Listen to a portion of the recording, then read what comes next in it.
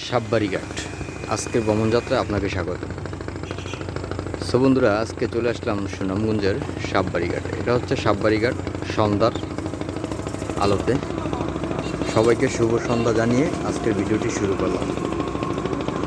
তো সাববাড়ি ঘাটের হচ্ছে সাববাড়ি ঘাটের ঘাট, নৌকা ঘাট। ঠিক অপোজিটে হচ্ছে অন্য একটি ঘাট। তো এখান থেকে ট্রলার, নৌকা, অন্যান্য নৌপথের যানবাহন পাওয়া যায়।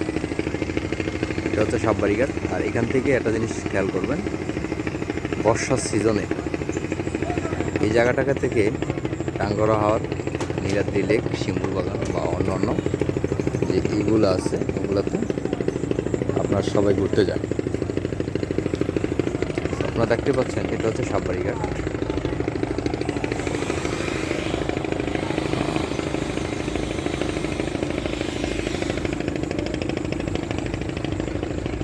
তবে এই সাববাড়ি ঘাটে আসলে সন্ধ্যাবেলা অনেকটাই ভালো লাগে, আর নদীর ঠান্ডা বাতাস অনেকটাই উপভোগ করা যায়।